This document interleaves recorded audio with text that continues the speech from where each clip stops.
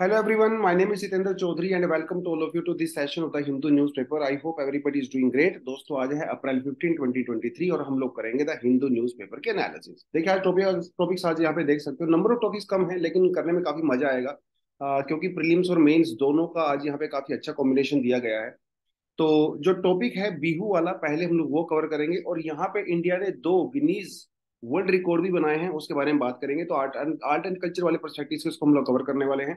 Chabahar port के बारे में बात करेंगे, निसार प्रोजेक्ट के बारे में बात करेंगे जो इसरो ने नासा के साथ मिलकर चलाया है, तो इसके बारे में अच्छे से बात करेंगे। मर्सी पिटीशन क्या होती है, अपना जो क्यूरेटिव पिटीशन क्या होती है, इसके बारे में सुप्रीम कोर्ट ने एक अच्छी खासी ऑब्जर्वेशन यहाँ पे की है, उसके बारे में देखेंगे। चार धाम प्रोजेक्ट के बारे में पढ़ने वाले हैं, क्या है क्या नहीं है। फ्रीडम ऑफ प्रेस के बारे में बात करेंगे। ये जो कंटेंट है वो काफी इंपॉर्टेंट है क्योंकि रिसेंटली गवर्नमेंट ने कुछ नोटिफिकेशन निकाला है जिस फेक न्यूज के बारे में। ठीक है, तो वो थोड़ा देखेंगे। तो ये सब हम लोग यहाँ पे करने वाले हैं। चलिए बढ़ते हैं पहले पेज पे। कहता है PM grooves to Bihu beats in Assam. Groove का मतलब होता है एंजॉय करना, है ना, थोड़ा जो माहौल वहां पे अच्छा सा बनता है उसके अंदर पार्टिसिपेट करना बेसिकली। ठीक है, ग्रूव्स। तो असम के अंदर बिहू फेस्टिवल को सेलिब्रेट किया गया। ठीक है, और यहाँ पे बनाया भैया दो गिनीज वर्ल्ड रिकॉर्ड। कौन कौन से रिकॉर्ड बने आपको बताता चलता हूँ। पहला जो रिकॉर्ड बना है वो बना है largest Bihu performance at a single venue. एक ही जगह पे 11,298 वीमेन डांसर्स ने परफॉर्म किया। तो पहला तो वर्ल्ड रिकॉर्ड ये बना। वीमेन डांसर्स बिहू परफॉर्म करते हुए जो कपड़ा पहनती हैं, जो ड्रेसेस पहनती हैं, उसे कहा जाता है मेखला चादर। ये प्रीलिम्स में आपसे डायरेक्ट क्वेश्चंस पूछे जाते हैं। कई बार वो मैच द फॉलोइंग टाइप के क्वेश्चंस भी पूछ लेता है, कई बार सीधा सीधा पूछ लेता है कि मेखला चादर जो है वो कौन से फेस्टिवल में पहनी जाती है। ये आपको पता होना चाहिए। उसके साथ साथ जो दूसरा वर्ल्ड रिकॉर्ड यहाँ पे बना है वो बना है कि भैया जो 3,000 से ज्यादा मेल ड्रमर्स ने एक साथ परफॉर्म किया है। ठीक है, मेल ड्रमर्स जो होते हैं वो जो इंस्ट्रूमेंट बजाते हैं उसे कहा जाता है पेपा। ठीक है, इंस्ट्रूमेंट को कहा जाता है पेपा। इसे बफेलो हारपाइंस भी कहा जाता है। तो और इसे जो है आप जो है गोगोना या जा हार जो हार भी कह सकते हैं। ये स्पेशल टाइप का इंस्ट्रूमेंट होता है जो बेसिकली बजाया जाता है। तो ये दो बने हैं वर्ल्ड रिकॉर्ड। पहली बात तो ये। दूसरी बात ये, जो बिहू के बारे में छोटी छोटी चीजें पता होनी चाहिए। बिहू कोई एक सिंगल फेस्टिवल नहीं है। बिहू बेसिकली तीन फेस्टिवल का कॉम्बिनेशन होता है, या फिर आप ये कहिए कि बिहू तीन टाइप का होता है, या साल में तीन बार अलग अलग तरीके से मनाया जाता है। पहला होता है रंगोली बिहू, जिसे जो है बोहाग बिहू भी कहते हैं, सबसे इंपॉर्टेंट तो यही होता है। दूसरा होता है कटी बिहू, इसे आप जो है कोंगाली बिहू भी कहते हैं। और तीसरा होता है मेघ बिहू विच is also called Bhogali Bihu. तो ये आपको याद रखने हैं, और तीनों को सेलिब्रेट करने का टाइम अलग अलग होता है। ठीक है, साल में अलग अलग टाइम पे सेलिब्रेट किए जाते हैं। जैसे जो अपना रंगोली बिहू है, इसे बुहांग बिहू कहते हैं, ये सबसे इंपॉर्टेंट है। और ये आपका मिड अप्रैल यानी कि जो कल फेस्टिवल बनाया गया था ये वाला था रंगोली बिहू। और ये असमीज न्यू ईयर को दर्शाता है। और तमिलनाडु के अंदर भी न्यू ईयर अभी मनाया गया। तो हमें आपको तो पता ही है, हमारे देश में जो अप्रैल का महीना होता है ये न्यू ईयर मनाया जाता है। ये तमिल में भी, नॉर्थ इंडिया में भी। और हमारा जो ऑफिशियल न्यू ईयर है वो भी अप्रैल से ही शुरू होता है। ठीक है, तो ये मनाया जाता है। जो कटी बिहू है जो यहाँ पे हम लोग ने देखा था ये वाला, ये मिड अक्टूबर के अंदर मनाया जाता है। ठीक है, इसे कोंगाली बिहू भी कहते हैं। और ये फेस्टिवल जो है इसमें हम लोग दिए वगैरह जलाते हैं, तो ये आप दिवाली टाइप का समझ सकते हो, ये दिवाली के इक्विवेलेंट है। अपना जो मेघ बिहू आता है जिसे भगोली बिहू कहते हैं, मिड जनवरी में मनाया जाता है। और ये हार्वेस्ट फेस्टिवल होता है जिसके दौरान जो बढ़िया बढ़िया पकवान बनाए जाते हैं, बोन फायर किया जाता है। तो इसे आप मकर संक्रांति के साथ रिलेट कर सकते हो। तो इंडिया में एक मतलब एक कल्चरल जो यूनिटी है, फेस्टिवल्स के नाम अलग हैं, हल्का फुल्का टाइम 10-5 दिन ऊपर नीचे हो सकता है क्योंकि ज्योग्राफिकली, मतलब अगर आप पंजाब और आसाम को कंपेयर करो, पंजाब को, और अगर आप तमिलनाडु को कंपेयर करो, तो जो क्रॉप्स यहाँ पे होती हैं वो सीजन वाइज मनाई जाती हैं। और 15-20 दिन, महीना भर सीजन ऊपर नीचे हो जाता है क्योंकि टेम्परेचर वो सब चीजें यहाँ पे होती हैं। तो लेकिन फेस्टिवल हमारे यहाँ पे अगर आप देखेंगे इंडिया में मोस्टली फेस्टिवल फेस्टिवल जो है वो क्रॉप्स या फार्मिंग प्रैक्टिसेस के आसपास ही रहते हैं, है ना। क्योंकि इंडिया एक अग्रेरियन जो है कंट्री है शुरू से ही। तो बहुत जरूरी है, और ये फेस्टिवल्स वगैरह फार्मर्स वगैरह के द्वारा मनाए जाते हैं हमेशा से ही। लेटर ऑन दूसरी चीजें हो गई, खैर। तो थोड़ा आपको पता होना चाहिए। जो ट्रेडिशनल बिहू डांस होता है इसे बिहू नाच भी कहते हैं, बिहू नाच। ठीक है, इसके अंदर काफी फास्ट मूवमेंट होती है, स्लो मूवमेंट नहीं होती है। ढोल बजाया जाता है और पेपा बजाया जाता है, जैसा कि ऊपर मैंने आपको बताया था। और जो महिलाएं होती हैं वो मेखला चादर पहनती हैं, और गमोसा जिसे हम लोग गमछा कहते हैं, ठीक है, तो वो पर पुरुषों के द्वारा पहना जाता है। अगर आप मतलब मोदी जी ने ये पहना था, खाली ये इस फोटो में नहीं दिखाया गया है। सिर्फ आसाम में नहीं बल्कि नागालैंड, मेघालय और अरुणाचल प्रदेश के अंदर भी बिहू को सेलिब्रेट किया जाता है। तो जैसे आप देखिए यहाँ पे, ये जो सर पे पहन रखा है, इसे गले में भी आप पहन सकते हो, इसे गमोसा कहते हैं। ठीक है, बिहार में जाएंगे तो इसको गमछा, हमारे इधर पंजाब हरियाणा में भी गमछा कहते हैं। और ये जो कपड़े पहन रखे हैं महिलाओं ने, यू कैन क्लियरली सी, ये होता है आपका मेखला चादर। ठीक है, तो कई बार प्रीलिम्स में इस तरह के क्वेश्चन पूछ लिए जाते हैं। Meet the Chabahar countries emphasis territorial integrity, तो बेसिकली नई दिल्ली के अंदर एक मीटिंग किया था हमारे ऑफिसर्स ने ईरान के ऑफिसर्स के साथ, और इसमें कुछ अफगानिस्तान के तालिबान के कुछ रिप्रेजेंटेटिव भी आए थे। और उसके अलावा जो है Iran, Kazakhstan, Kyrgyzstan, Republic, Tajikistan, Turkmenistan, Uzbekistan, यहाँ से भी कुछ ऑफिशियल्स आए थे। और कई सारे मुद्दों पे बात हम लोगों ने की, जिसमें तालिबान का एक काफी बड़ा मुद्दा रहा, क्योंकि अभी चाइना ने तालिबान को प्रपोज किया है कि भैया आप बेल्ट एंड रोड इनिशिएटिव का पार्ट बन सकते हो। वहीं से तालिबान ने इंटरेस्ट दिखाया है कि भाई हम लोग इंडिया के साथ भी रिलेशन बेटर बनाना चाहते हैं। तो थोड़ा उसके बारे में भी बातचीत हमारे यहाँ पे हुई है। तो अपार्ट फ्रॉम दैट, इस मीटिंग के अंदर क्या हुआ, world food programme, United Nations food programme ने भी पार्टिसिपेट किया था एज अ ऑब्जर्वर। क्योंकि अफगानिस्तान के अंदर इस समय समस्या क्या चल रही है, फूड वाली समस्या चल रही है ना, तो इनका तो आना जरूरी था। तो ये थोड़ी सी न्यूज़ है। तो वर्ल्ड फूड प्रोग्राम क्या है, थोड़ा आपको ये पता होना चाहिए। It was establish in 1961। देखिए, ऑर्गेनाइजेशंस बहुत इंपॉर्टेंट होती हैं, इनको पढ़ने में ना मन नहीं लगता, क्योंकि काफी बोरिंग होता है और काफी फैक्चुअल होता है, लेकिन एग्जाम्स में बहुत क्वेश्चंस पूछे जाते हैं। It was establish in 1961 by the United Nations to help alleviate world hunger. दुनिया से हंगर, भूखमरी को मिटाने के लिए जो है इसको बनाया गया था, that was the main purpose. इसका जो हेडक्वार्टर है वो रोम है, इटली के अंदर है। और बेसिकली इसका टारगेट है 2030, कि 2030 मतलब न्यूट्रिशन को इंप्रूव करेंगे, फूड सिक्योरिटी को इंश्योर करेंगे, और दुनिया से हंगर को एलिविएट करेंगे, मतलब पूरी तरह से खत्म करेंगे। 2020 में नोबेल पीस प्राइज भी दिया गया था इसको। ठीक है, for its contribution to bettering the condition for the peace and the conflict area, मतलब जो वॉर जोन है वहां पे फूड वगैरह की सप्लाई को इंश्योर करने के लिए 2020 में नोबेल पीस प्राइज दिया गया था। ये थोड़ा आपको पता होना चाहिए। अब बात आती है चबाहर की। चबाहर तो बहुत इंपॉर्टेंट खैर है ही।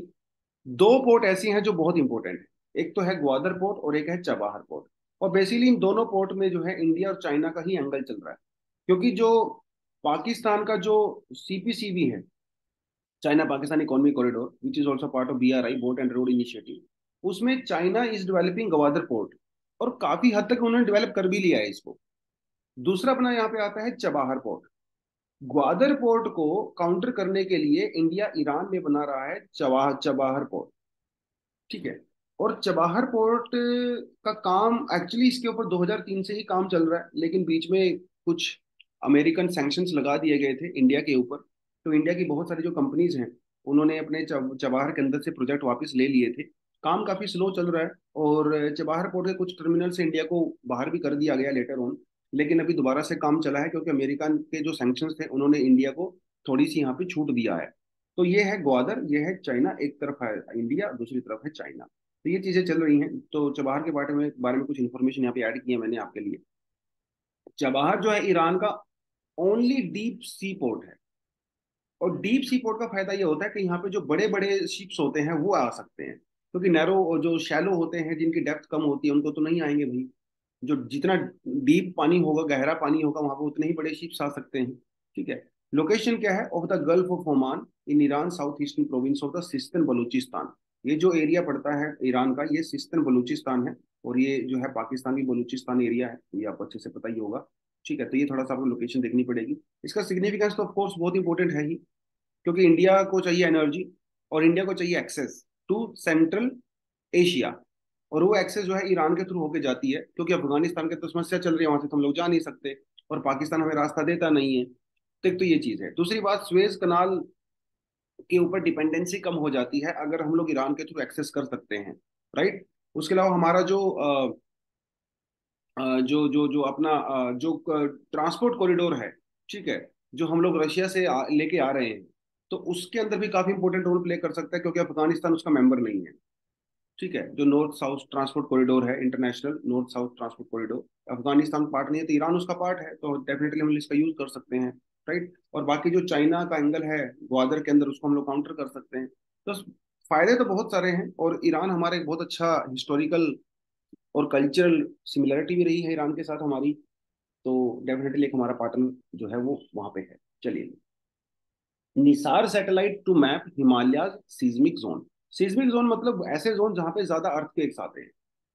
तो ऐसे जोन्स को आइडेंटिफाई करना बहुत जरूरी है, उनकी मैपिंग करना बहुत जरूरी है, जहां पे ज्यादा अर्थक्वेक आते हैं और जहां पे ज्यादा लैंडस्लाइड्स आते हैं। जैसे इस समय जोशीमठ में हुआ, तो जोशीमठ में अगर हमारे पास पहले से ही निसार जैसा कोई प्रोजेक्ट होता, तो हमें एडवांस में ही पता चलता कि भैया जोशीमठ की हालत खराब है और वहां पे इनिशिएटिव लेने की जरूरत है, तो हम वो पहले से ले सकते थे। बट ऐसा हो नहीं पाया क्योंकि हमारे पास ऐसा कुछ था नहीं।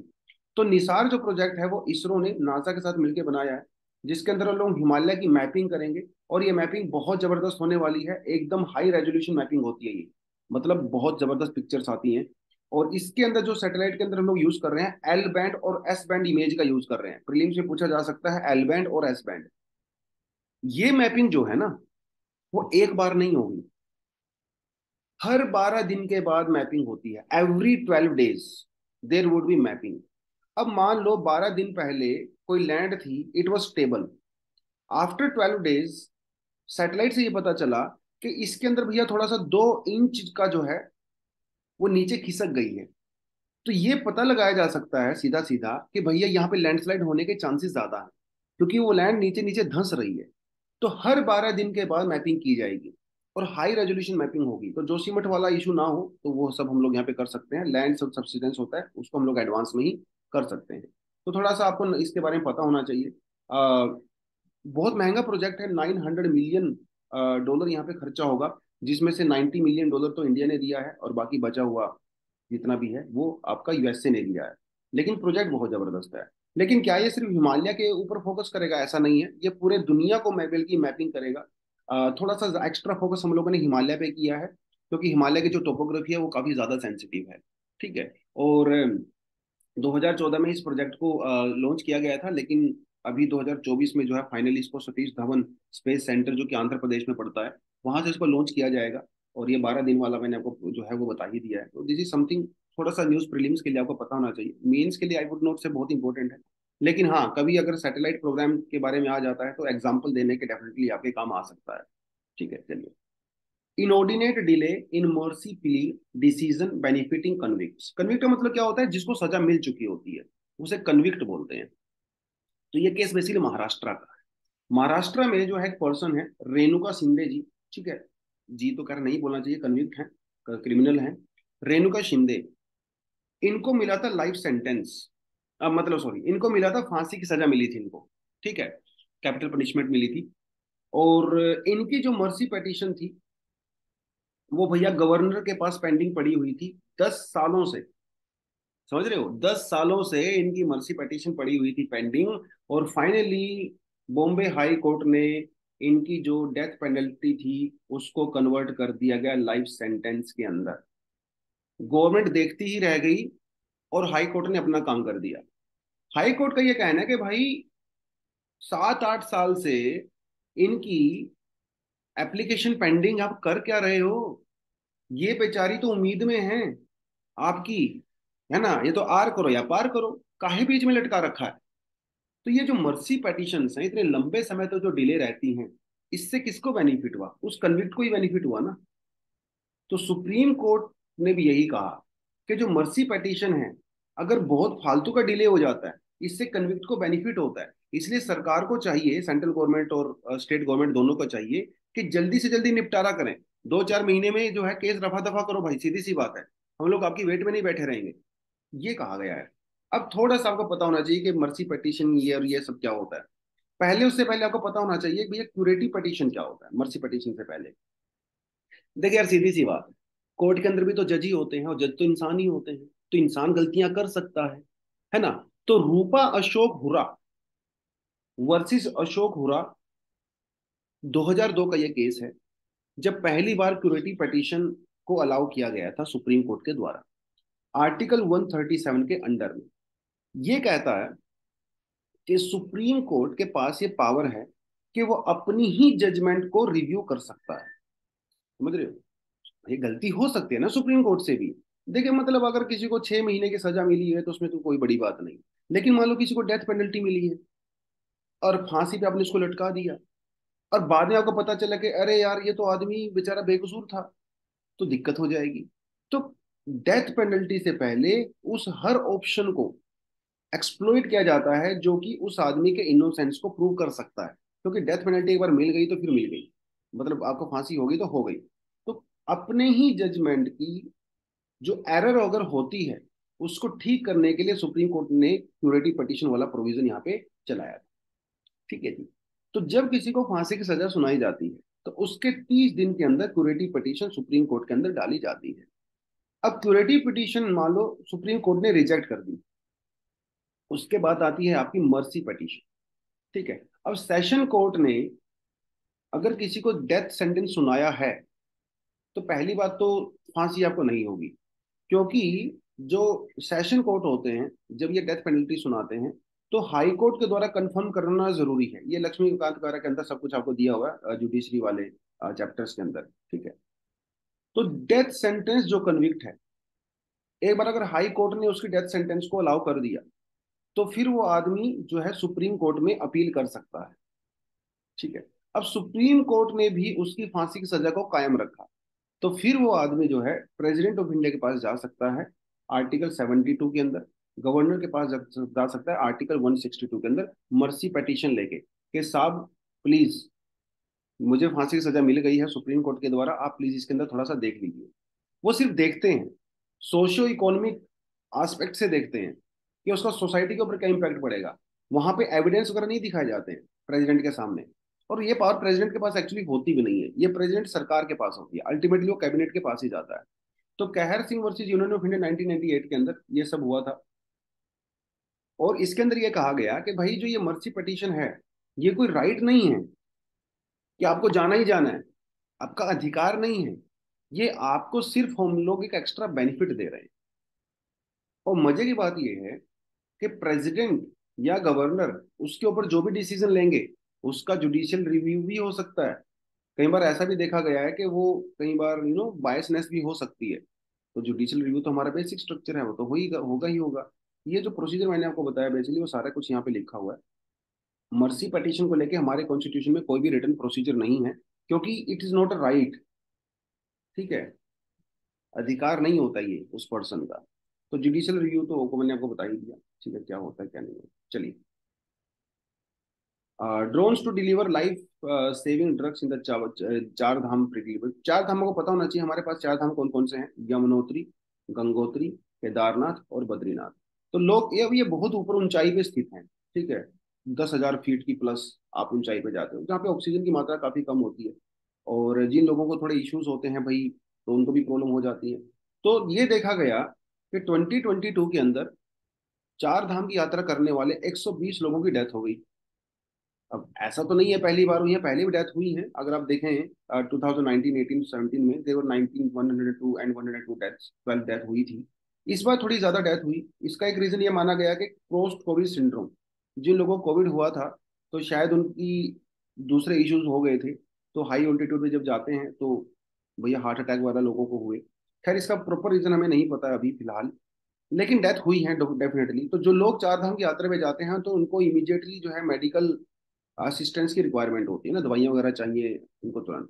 तो सरकार उत्तराखंड की सरकार ने बेसिकली सेंट्रल गवर्नमेंट को ये एप्लीकेशन दी थी कि साहब इस पे कुछ कीजिए। तो सरकार ने फाइनली डिसीजन लिया है कि ड्रोन का यूज हम लोग करेंगे दवाइयाँ पहुंचाने के लिए इमरजेंसी वाले केस में चार धाम यात्रा करने वाले यात्रियों को।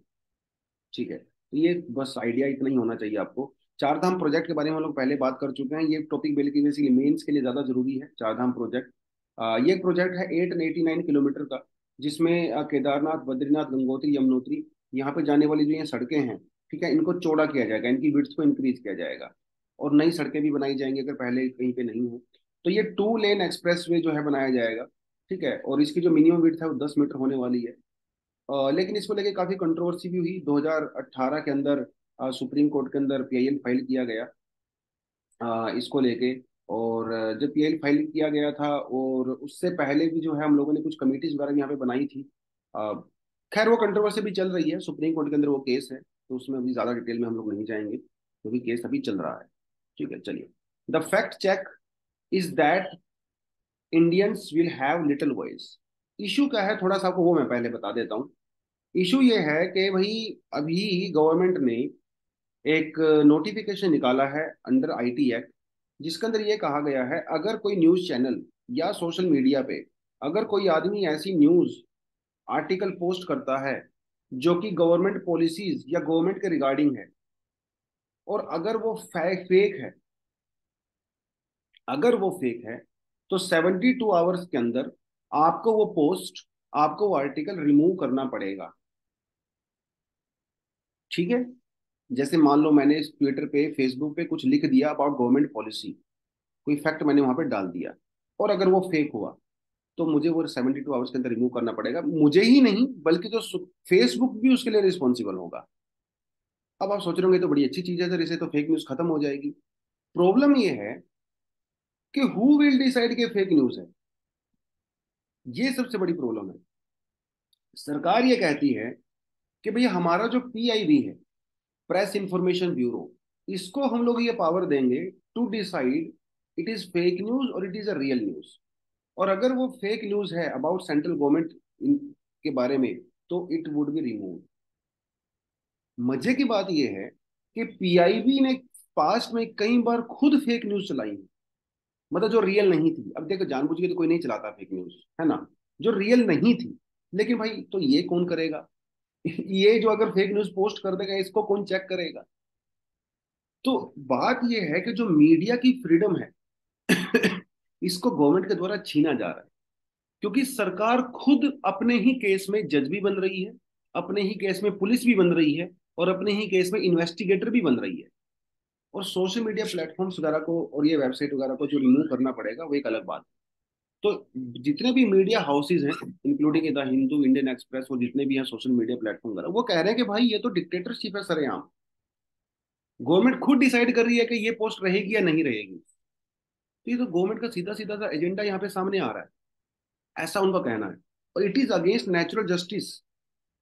नेचुरल जस्टिस क्या कहता है? नेचुरल जस्टिस ये कहता है कि इसके अंदर जो दोनों तीनों पार्टीज होती हैं उनको फेयर चांस मिलेगा हियरिंग का। लेकिन यहाँ पे हियरिंग का कोई चांस ही नहीं है। आपको बस रिमूव करना है तो करना है, बात खत्म। अगर नहीं करोगे तो आपके खिलाफ कार्रवाई होगी। तो ये कुछ इश्यूज जो है यहाँ पे काफी ज्यादा चलाए गए हैं। ठीक है। इससे होगा क्या, जो इंटरमीडियरीज हैं जैसे फेसबुक, ट्विटर, इंस्टाग्राम वगैरह इंटरमीडियरीज हैं, और ओटीटी प्लेटफॉर्म्स वगैरह हैं, तो इनके ऊपर एक प्रेशर बनेगा फालतू में। जो सेफ हार्बर वाला इनको पावर मिली हुई है under section 79 of IT act, it would be lost. क्योंकि अभी आपने सोशल मीडिया प्लेटफॉर्म को भी रिस्पॉन्सिबल कर दिया है पोस्ट के लिए। तो और मजेदार बात पता क्या है? जो पीआईबी है, जो फैक्ट चेक करेगा, सरकार ने अपने नोटिफिकेशन के अंदर ऐसा कुछ बताया ही नहीं कि पीआईबी के अंदर कौन लोग होंगे, इनकी क्वालिफिकेशन क्या होगी, और फैक्ट चेक करने के लिए क्या क्या क्राइटेरियाज होंगे, ये भी सरकार ने बताया नहीं है। तो ये सरकार अपनी तरफ से डिक्टेटर टाइप का जो है डिसीजन ले रही है कि भैया कौन क्या पोस्ट करेगा, क्या पोस्ट नहीं करेगा। तो इसको लेके खूब कंट्रोवर्सी चल रही है इस समय मीडिया में, और आगे क्या होगा खैर वो तो देखने वाली बात है। लेकिन फ्रीडम ऑफ प्रेस बहुत जरूरी है, it's a constitutional right under article 91A। तो it's a fundamental right also. ठीक है। बट ऐसा नहीं है कि इंडिया में लाइक अगर आप फ्रीडम ऑफ एक्सप्रेशन की बात करो तो अनलिमिटेड है, नहीं ऐसा नहीं होता है। कोई भी फंडामेंटल राइट इंडिया में जो एब्सोल्यूट राइट नहीं है। तो कई सारे केसेस में जैसे security of the state, public order, decency, mortality, ये सब लक्ष्मीकांत के अंदर दिया हुआ है। इन केसेस में फ्रीडम ऑफ प्रेस को कर्टेल किया जा सकता है। लेकिन ये कहना कि ये न्यूज सही है इसको रखो, ये न्यूज सही नहीं है इसको हटा दो, वो ठीक नहीं है जैसा कि जो है कहा जा रहा है। तो सुप्रीम कोर्ट ने भी पास में कई सारे वर्डिक्ट दिए हैं फ्रीडम ऑफ प्रेस के बारे में, जैसे Romesh Thapar versus state of Madras, जिसमें freedom of speech and the press lay the foundation for all democratic organisation. ठीक है। In Indian Express newspaper versus union of India case हुआ था। Tata press limited versus Mahanagar telephone limited case हुआ था, जिसके अंदर जो कमर्शियल एडवर्टीजमेंट वगैरह होती हैं, जो दिखाई जाती हैं, ठीक है, उसके बारे में था। और उसके अलावा देखिए, इतना सारा याद आपको नहीं करना होता है, एक दो याद कर लो, क्योंकि मेंस में एग्जाम में एग्जाम्पल देने के काम आ जाता है। इस तरह की चीजें प्रीलिम्स में आपसे नहीं पूछी जाती हैं, ये कोई लॉ का पेपर नहीं है, जनरल स्टडीज का पेपर है। ऐसे कुछ केसेस पूछे जा सकते हैं जो बहुत इंपॉर्टेंट हैं, जिसने हमारे कॉन्स्टिट्यूशन के अंदर अमेंडमेंट किया हो, जिनकी वजह से अमेंडमेंट हुआ हो, या फिर लार्ज स्केल सोसाइटी को इम्पैक्ट किया हो, जैसे केस नंदा भारती केस वगैरह हो गए। इस तरह के केस बहुत ज्यादा इंपॉर्टेंट होते हैं। ये जो छोटे छोटे केस है, कभी कभी थोड़ा एग्जाम्पल देने के मेंस में काम आ जाते हैं। तो why why is the freedom of press necessary? इससे गवर्नमेंट के ऊपर चेक रहता है, क्योंकि प्रेस के थ्रू ही जनता को इन्फॉर्मेशन मिलती है कि भैया ये गवर्नमेंट ने पॉलिसी चलाई है, सही है गलत है, नो दैट। तो अगर आप यही नहीं करोगे तो फिर क्या होगा? तो गवर्नमेंट का तो अपनी मर्जी से काम करेगी, है ना। The duty of the free press is to raise voice against social ill और द रॉन्ग। लेकिन सरकार ये नहीं करने दे रही है। अगर सरकार के खिलाफ कोई प्रेस वाला बोलेगा तो उसको बोलेगा देखो बेटा ये फेक है, क्योंकि अभी सरकार के पास अथॉरिटी चली जाएगी फेक डिसाइड करने की। Free press is fundamental to the democratic society. ये डेमोक्रेसी को स्ट्रेंथ करता है। In India media have played a key role in providing information to the people about the social and जो मतलब बार बार घुमा फिरा के सेम बात बोली गई है। हालांकि आजकल मीडिया भी वो वाला टाइप का मीडिया नहीं रहा है जो कि डेमोक्रेसी के लिए काम करता है। आजकल मीडिया वाला भी आपको अच्छे से पता है। आप चैनल का नाम देखते ही पहचान जाती हो कि कौन सी पार्टी का चैनल है, किसको सपोर्ट कर रहा है, किसको अपोज कर रहा है। तो ये नौबत क्यों आई है? क्योंकि मीडिया का जो लेवल है वो काफी गिरा है। मोरल वैल्यूज जो हैं मीडिया की वो काफी गिरी हैं। जो सेल्फ रेगुलेशन मीडिया किया करता था वो काफी गिरा है। आजकल न्यूज लोगों को बताई नहीं जाती है, आजकल न्यूज बनाई जाती है ना। ओपिनियन, जो आजकल के जर्नलिस्ट हैं वो ओपिनियन पे ज्यादा फोकस कर रहे हैं रादर देन फैक्ट और इंफॉर्मेशन।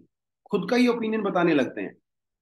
तो थोड़ा सा स्टैंडर्ड गिरा है, और वो नहीं होना चाहिए अनफॉर्चुनेटली। जिस तरह से इंडिया में अभी लोगों के पास बहुत सारे लोगों के पास एक्सेस नहीं है मीडिया की, अ, उस केस में स्पेशली जिस तरह की हमारी सोसाइटी है, बहुत लोग इलिटरेट हैं, बैकवर्ड एरिया से आते हैं।